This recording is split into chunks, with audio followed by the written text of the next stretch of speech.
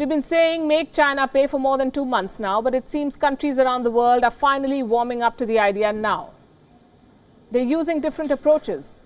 On Sunday, it was Donald Trump's turn. Again, the US president keeps flip-flopping his way through this crisis. First, he slammed China. He called the coronavirus the Chinese virus. Then he forgot about it. Yesterday, he went back to blaming Beijing. The approach was different this time, though. It came out like a warning. The US president spoke of quote-unquote consequences. Well, if they were knowingly responsible, certainly. If it was a mistake is a mistake. But if they were knowingly responsible, yeah, then there should be consequences.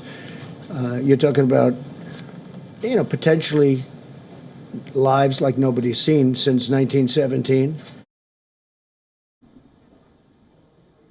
Trump is stepping up his attacks on China. America and China are now going head-to-head. Both countries want to shape the narrative of this outbreak. Trump is holding daily press conferences on this. He declared that he is not happy with China, and he went after the WHO once again. Put it this way, I'm not happy, okay? I'm not happy. And I spoke to them, and this could have been shut down a long time ago. They knew it. And we couldn't get in, and in all fairness, World Health couldn't get in, and that's why I wish they took a different stance. He's not happy, he says. Trump is saying everything, in fact. He's questioning China's numbers. He's demanding accountability from China. He's also blaming them for the outbreak. China has issued a response today. Listen to this statement from the Foreign Ministry. Like other countries, China has also been attacked by the virus and is a victim of the virus. We are not the culprit, nor the accomplice of the virus. In the face of major public health crisis and threats of infectious disease, the international community should stay united rather than blaming each other, rushing to hold someone accountable or demanding compensation. I don't remember there was such an international practice before.